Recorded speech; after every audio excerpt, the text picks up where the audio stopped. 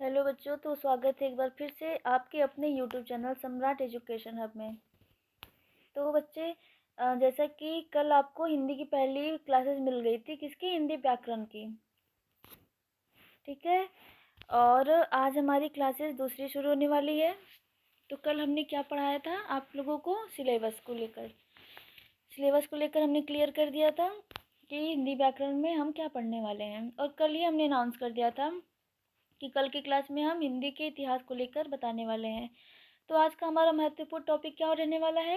हिंदी के उत्पत्ति को लेकर, उसके इतिहास को लेकर और विकास को लेकर। ठीक है, चलिए शुरू करते हैं अपने क्लास को। तो देखिए, हिंदी की उत्पत्ति, इतिहास और विकास, ये हमारा मुख्य टॉपिक है, मुख्य हेडिंग है। इसके अंतर्गत देखिए क्या है कि ये जो सारी चीज़ें हैं ना, जो स्टूडेंट जिस जिस भी स्टूडेंट का बेसिक उनका मजबूत है, स्ट्रांग है, ठीक है, तो वो यहाँ से यहाँ तक पढ़ाने में चीज़ों को तुरंत ही पकड़ लेंगे। जिन बच्चों का बेसिकली हिंदी नहीं मजबूत है, तो वो उनके लिए है इसके अंडर में। ठीक है, हम यहाँ पे उनको और डेप्थ में पढ़ाएंगे। तो जिनका बेसिक कमज़ोर है, चाहे जिनका स्ट्रांग है, उन दोनों के लिए ये जो क्लासेस है बहुत ही क्या है, फ़ायदेमंद है। ठीक है, जिनका बेसिकली स्ट्रांग है वो तो यहीं से कवर कर लेंगे, इतने दूर में समझ आएंगे चीज़ों को। और जिन बच्चों का बेसिक वीक है, तो उनके लिए यहाँ से चीज़ें, उसको तो ये तो है ही, ये तो उनके लिए है ही, प्लस यहाँ से चीज़ों को आसानी से वो समझने के लिए क्या होगा, फ़ायदेमंद होगा उनके लिए। तो देखिए इसके अंतर्गत क्या है कि हिंदी की उत्पत्ति, इतिहास और विकास को लेकर। तो हिंदी भाषा का इतिहास लगभग 1000 से 1300 साल पुराना है। ठीक है, 1000 से 1300 यानी 1300 साल पुराना है, जो संस्कृत से विकसित होकर प्राकृतिक और अपभ्रंश भाषाओं से होते हुए बनी है। जो किससे विकसित होकर? संस्कृत से विकसित होकर प्राकृतिक और अपभ्रंश भाषाओं से होते हुए बनी है। ठीक है, यानी जो हिंदी है उसका संस्कृत से विकास होकर प्राकृतिक और अपभ्रंश भाषा से मिलकर बनी है। ठीक है, जिसमें सौरसेनी और अर्धमागधी अपभ्रंश का मुख्य योगदान रहा है। तो किसका मुख्य योगदान? सौरसेनी और अर्धमागधी का। 10वीं सदी के आसपास पुरानी हिंदी या हिंदवी के रूप में इसका स्वरूप स्पष्ट हुआ, जिसने बाद में आधुनिक हिंदी का रूप लिया और फारसी व अरबी शब्दों से समृद्ध हुई। साथ ही हिंदी नाम, देखिए अब यहीं से क्वेश्चन पूछेगा कि हिंदी नाम किसने दिया? तो ईरानियों द्वारा। ठीक है, ईरानियों द्वारा दिया गया, जो सिंधु यानी कोष्ठक में हिंदू नदी के क्षेत्र की भाषा को संदर्भित करता था, और आज यह भारत की एक प्रमुख संपर्क भाषा हो गई। यानी जब ईरानियों ने इसको क्या बोला, जो सिंधु रिवर है, जिसको हिंदू रिवर बोलते थे सब ईरानी। ठीक है, और इसी नाम पे इन्होंने क्या बोल दिया, क्या बुलाने लगे? हिंदी। तो सिंधु क्या बुलाते थे? वो हिंदू बुलाते थे। तो फिर इसी हिंदू नाम से उनको, उनका क्या हो गया, हिंदी नाम पड़ गया, यानी एक शब्द निकला हिंदी। तो जो ये हिंदी है, तो यह क्या करता है, आज यह भारत की एक प्रमुख संपर्क भाषा बन गई है। क्लियर हो गया? उत्पत्ति और विकास। अब देखिए पहला क्या है इसका, उत्पत्ति और विकास। तो जैसा कि हमने आपको बताया कि जिन बच्चों का क्या है कि बेसिकली स्ट्रांग है, तो इतना पढ़ाने में, मतलब इतनी लाइन को क्लियर करते मैं चलूँगी तो उनको क्लियर हो जाएगा चीज़ें इतिहास को लेकर। ठीक है, जिन बच्चों का अगर बेसिकली वीक है, उन्होंने ध्यान नहीं दिया था पढ़ते टाइम, तो क्या है कि उनके लिए यहाँ से चीज़ें शुरू हैं। तो बच्चे देखिए क्या है कि अगर आप लोगों का हमने कहा था ना कि जो भी तैयारी होगी हम जीरो से शुरू करने वाले हैं, और आपके रिजल्ट तक हम आपके साथ रहेंगे। क्लियर? तो हमारा प्रयास यही है कि आप लोग यहाँ इस क्लास में, इस यूट्यूब चैनल से क्या करें, बिल्कुल जीरो से सीखें, कोई चीज़ छूट ना पाए आप लोगों से। और जो भी एग्ज़ाम है आपका होने वाला है आने वाले दिनों में, उनमें जो भी हिंदी को लेकर, चाहे पॉलिटिक को लेकर, चाहे मूल विधि को लेकर, चाहे इतिहास हो गया आपका, रीजनिंग हो गया, मैथ्स हो गया, और जो साइंस की क्लासेस चल रही है, प्लस करंट अफेयर, ठीक है, दोनों, यानी जो 2026 अभी शुरुआत हुई है, इसका करंट अफेयर भी चल रहा है और 25 का भी। तो आप लोगों के लिए आपके एग्ज़ाम को देखते हुए क्या मतलब आपके फ्यूचर को देखते हुए इस क्लासेस को, इस बैचेस को शुरू शुरू किया गया है, ताकि आप क्या करें, आपको एक अच्छे रिजल्ट को लेकर आएँ, आप एक नाम बनाएं, अपनी पहचान बनाएं, ठीक है, यही हमारी मनोकामनाएं हैं। तो देखिए पहला क्या है इसका, उत्पत्ति और विकास, किसको लेकर, तो हिंदी को लेकर। यहाँ से देखिए संस्कृत से जन्म, इसके अंतर्गत हिंदी की जननी संस्कृत है, जो धीरे धीरे विकसित होकर प्राकृतिक और फिर अपभ्रंश के विभिन्न रूपों में बदली, ठीक है। तो जो हिंदी की जननी कौन है, जननी जैसे माँ होती है, जन्म देने वाली, तो हिंदी को जन्म देने वाली कौन है, संस्कृत है, ठीक है। और यही जब जो हिंदी है संस्कृत मतलब संस्कृत से बनी है, और फिर क्या है कि यही हिंदी धीरे धीरे विकसित होकर किसमें चेंज हुई, तो प्राकृतिक और फिर अपभ्रंश, ठीक है। अब अपभ्रंश अवस्था क्या है, तो 7वीं और 10वीं सदी, अपभ्रंश की अंतिम अवस्था जो 7वीं और 10वीं सदी है, और ये क्या थी, अपभ्रंश की अंतिम अवस्था, जिनको अवहट्ट, ठीक है, अवहट्ट कहते हैं। इससे क्या है, हिंदी का उद्भव माना जाता है अवहट्ट को। जो 7वीं और 10वीं सदी अपभ्रंश अवस्था थी, इसकी अपभ्रंश की अंतिम अवस्था थी, यहीं से हिंदी का क्या हुआ, उद्भव माना जाता है, ठीक है। और इसको पुरानी हिंदी भी कहते हैं। तो ये किसने कहा था, इस अवस्था को पुरानी हिंदी किसने कहा था, तो चंद्रधर शर्मा गुलेरी जी ने कहा था। यहाँ से भी एक क्वेश्चन बन सकता है, क्लियर। अगला है आपका हिंदी नामकरण, क्या है, हिंदी नामकरण। तो देखिए ईरानी आक्रमणकारियों ने सिंधु नदी, यानी जिसको हिंदू बोलते थे, के आसपास बोली जाने वाली भाषा को हिंदी कहा, और यह नाम फारसी से आया, क्लियर। पुरानी हिंदी 10वीं से 14वीं सदी, इस काल में दिल्ली के आसपास बोली जाने वाली पुरानी हिंदी या हिंदवी जैसे पृथ्वीराज रासो की भाषा विकसित हुई, जो आधुनिक हिंदी और उर्दू की पूर्वज बनी। तो देखिए पुरानी हिंदी यानी 10वीं से 14वीं सदी, इस काल में ही दिल्ली के आसपास, ठीक है, कहाँ, दिल्ली के आसपास बोली जाने वाली पुरानी हिंदी या हिंदवी जैसे पृथ्वीराज रासो की भाषा, पृथ्वीराज रासो की भाषा, ये भी क्वेश्चन बन गया, किसमें है, हिंदवी जिसको बोलते हैं, ठीक है, कि मतलब हिंदवी में विकसित हुई, जो आधुनिक हिंदी और उर्दू की पूर्वज बनी, क्लियर यहाँ तक। अब देखिए दूसरा क्या है इसका, मध्यकाल और आधुनिक काल। इसके अंतर्गत सौरसेनी अपभ्रंश, यानी हिंदी के विकास में सौरसेनी और अर्धमागधी अपभ्रंशों का महत्वपूर्ण योगदान है। देखिए जब हिंदी का विकास हुआ इतना, ठीक है, तो उसमें किन दो अपभ्रंशों का योगदान है, तो सौरसेनी और अर्धमागधी, जैसा कि अर्धमागधी हमने अभी पिछले टॉपिक से पढ़ते हुए आ रही हूँ, ठीक है, जिससे ब्रज, अवधी, खड़ी बोली जैसी बोलियां निकली, जिन्होंने आधुनिक हिंदी की नींव रखी। तो जिससे ब्रज, अवधी, खड़ी बोली जैसी बोलियां निकली, क्लियर, जिन्होंने आधुनिक हिंदी की क्या रखी, नींव रखी। अब देखिए फारसी अरबी प्रभाव। तो फारसी अरबी प्रभाव में मध्यकाल में खासकर मुस्लिम शासकों के प्रभाव से हिंदी में फारसी और अरबी शब्दों का समावेश हुआ, जिससे इसकी शब्दावली का विस्तार हुआ। तो देखिए ये जो अरबी फारसी भाषा है, इसका इफेक्ट क्या हुआ हिंदी भाषा पे।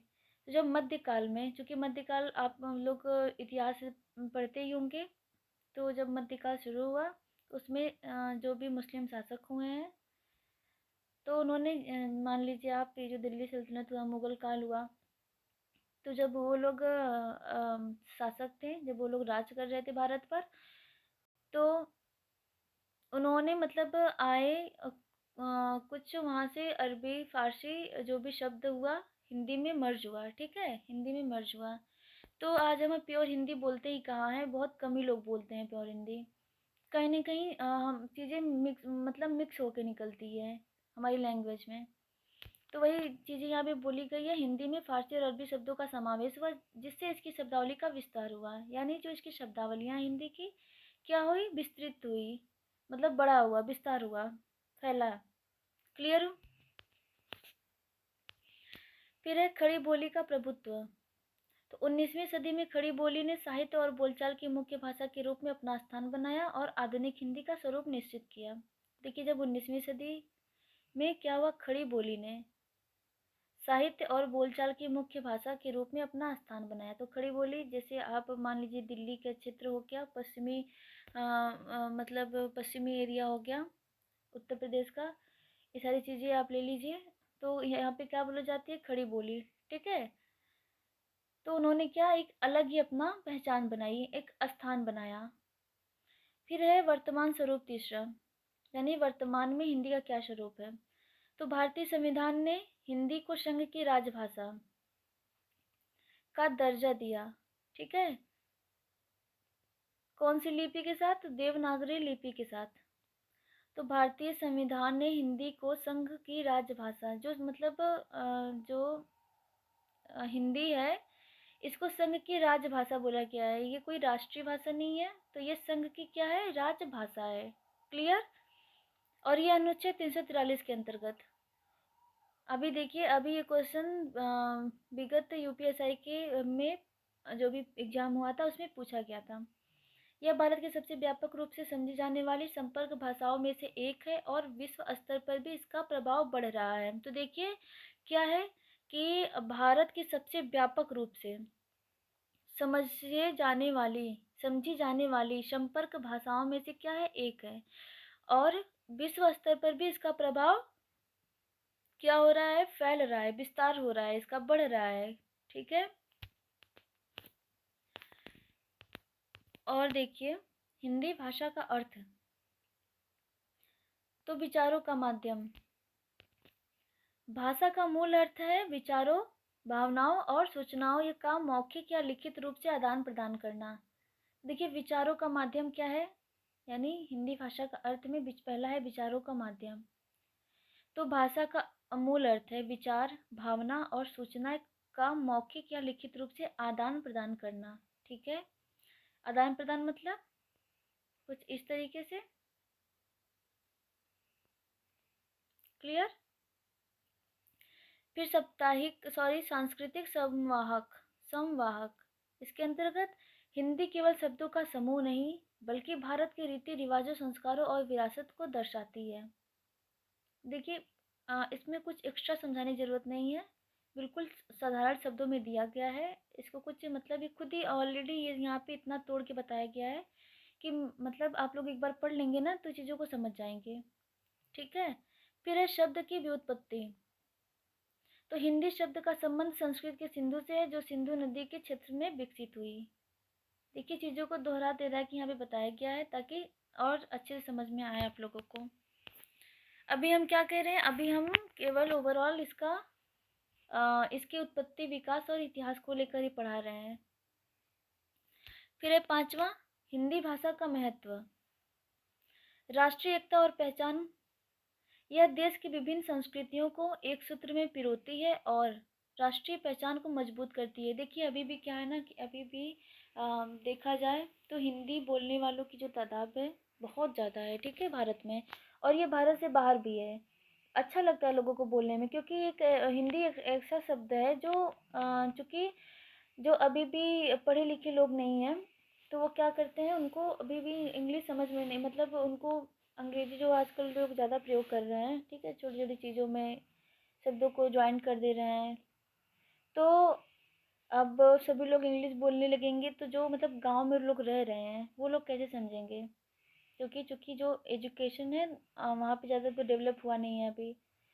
तो जाहिर सी बात है कि उनका जो मतलब बोलने का तरीका है, मतलब वो जो लैंग्वेज जो भाषा है, वो जाहिर सी बात है कि हिंदी ही होगी। ठीक है। उनको इंग्लिश समझ में नहीं आती है, तो इसीलिए क्या करती है, यहाँ पे दिया है कि यह देश की विभिन्न संस्कृति को एक सूत्र में क्या करती है, पिरोती है। ठीक है। और ये राष्ट्रीय पहचान को मजबूत करती है। जो हमने अभी आपको समझाया वो यहाँ पे लिखा गया है। संचार और सुविधा, तो यह भारत के अधिकांश हिस्सों में बोली जाती है, जिससे विभिन्न राज्यों के लोगों के बीच क्या है, संचार आसान होता है। क्लियर। शिक्षा और रोजगार, सरकारी नौकरियों और निजी क्षेत्र में हिंदी का ज्ञान एक बड़ा फायदा है, क्योंकि यह भारत के किसी भी कोने में काम करने में मदद करती है। देखिए, भारत के किसी भी कोने में हिंदी क्या है, काम करने में मदद करती है। बहुत ही कम ही ऐसा स्टेट होगा जो इस लैंग्वेज को अलाउ नहीं करेगी पूरा 100%। बस बट उसको करना तो पड़ेगा ही, क्योंकि ये संघ की क्या है, राजभाषा है। ठीक है। फिर है साहित्य और संस्कृति हिंदी को लेकर। तो यह साहित्य, संगीत और सिनेमा की समृद्ध परंपरा का आधार है, जिससे कई महान लेखक और कलाकार शामिल हैं। तो देखिए, जो भी हिंदी का साहित्य और संस्कृति है, तो यह साहित्य, संगीत और सिनेमा की समृद्ध परंपरा का आधार है। ठीक है। जिसमें कई महान लेखक और क्या है, कलाकार शामिल हैं। फिर वैश्विक पहुंच क्या है, यह दुनिया की दूसरी सबसे ज़्यादा बोली जाने वाली भाषा है और कई देशों में पढ़ाई जाती है, जिससे इसका महत्व अंतर्राष्ट्रीय स्तर पर क्या है, बढ़ा है। क्लियर। तो देखिए, जैसा कि हमने बताया, अभी भी जो हिंदी बोलने की तादाद है लोगों में बहुत ज़्यादा है। अब सोचिए, दुनिया में सबसे ज़्यादा बोली जाने वाली कौन सी लैंग्वेज है, किस नंबर पे आती है, तो दूसरे नंबर पे। ठीक है, दूसरी लैंग्वेज है ये हिंदी, जो मतलब सबसे ज़्यादा बोली जाती है। और इसका महत्व कहाँ तक है, तो अंतर्राष्ट्रीय स्तर तक है। क्लियर। और ये क्या है कि कई देशों में हिंदी पढ़ाई जा रही है, हिंदी भाषा। अब देखिए, राजभाषा, यह भारत की आधिकारिक भाषा है, जिसका उपयोग सरकारी कामकाज और संसद में होता है। तो देखिए, जैसा कि हमने बताया था, संघ की राजभाषा, तो यहाँ पे लिखा है भारत की आधिकारिक भाषा है। ठीक है। जिसका उपयोग सरकारी कामकाज में और संसद में होता है। संक्षेप में, हिंदी भाषा भारत की आत्मा है। यानी यहाँ पे ओवरऑल क्या है, पूरा निचोड़। ठीक है, यहाँ पे पूरा निचोड़। संक्षिप्त में क्या है कि हिंदी भाषा भारत की आत्मा है, जो उसे एकजुट करती है, उसकी संस्कृति को दर्शाती है, उसे दुनिया से जोड़ती है। ठीक है। तो देखा आप लोगों ने केवल हिंदी से रिलेटेड कितनी सारी चीज़ें जो कि बहुत ही इम्पोर्टेंट है। ठीक है। ये आम शब्दों में, बोल चाल में, और ताकि हम ये सारी चीज़ें सीखे रहेंगे, तो इन फ्यूचर क्या है, जो आने वाली जनरेशन है, हम उनको भी बता सकते हैं। और बाकी एग्ज़ाम में तो पूछा ही जाएगा। ठीक है। तो ये सारी चीज़ें आप लोग याद कर लीजिएगा। बहुत ही महत्वपूर्ण है कि चीज़ों को हमने तोड़ तोड़ के बताया है। और इससे रिलेटेड और भी कुछ है तो मैं कल की क्लास में क्लियर कर दूँगी। बाकी अगर देखते हैं, कल से अगर सिलेबस स्टार्ट हो रहा है तो ठीक है, बाकी और थोड़ा सा बहुत बचा होगा इसके विकास को लेकर, उत्पत्ति को लेकर, इसकी हिस्ट्री को लेकर, तो वो कल क्लियर हो जाएगा। बाकी सिलेबस को हम शुरू कर देंगे। ठीक है। तो बच्चे, आप लोग पीडीएफ को हमारे व्हाट्सएप ग्रुप से जाकर डाउनलोड कर लीजिएगा। चैनल को सब्सक्राइब नहीं किया तो चैनल को सब्सक्राइब कर लीजिए। और क्या कीजिए, क्लास को लाइक कीजिए, शेयर कीजिए और हमें कमेंट कीजिए। ठीक है। फिर अगर आपको यहाँ पे अगर ये स्कैन नहीं कर पा रहे हैं, तो आप क्या कर सकते हैं कि क्लास के एंड में डिस्क्रिप्शन बॉक्स में टेलीग्राम का लिंक है, आप वहाँ से जाकर क्या कर सकते हैं, टेलीग्राम से जुड़ सकते हैं। हमारे टेलीग्राम से जुड़ने के बाद आप वहाँ पर मैसेज कीजिए, पीडीएफ चाहिए, पीडीएफ प्राप्त कर सकते हैं। और जो हमारी रेगुलर क्लासेस चल रही हैं, यूपीएसआई, यूपी होमगार्ड और यूपीपी को लेकर और अदर स्टेट एग्ज़ाम को लेकर, जो जिसमें जीएस और रीजनिंग, मैथ, हिस्ट्री और करंट अफेयर बहुत ही महत्वपूर्ण है। ठीक है। उन सब के लिए जो भी इम्पोर्टेंट क्लासेस है आपकी चलवाई जा रही है। तो क्लास आप लोग कंटिन्यू देखते रहिए और बने रहिए हमारे साथ अपने यूट्यूब चैनल पे, सम्राट एजुकेशन हब पे। बहुत ही लाभ होने वाला है। तो आप लोग को हमने काम दिया क्या है कि कमेंट करना है, चैनल को सब्सक्राइब करना है और यहाँ से हमारे व्हाट्सएप ग्रुप से भी जुड़ना है। तब तक के लिए धन्यवाद। मिलते हैं 3 बजे पॉलिटी की क्लास लाइव क्लासेस में, ठीक है।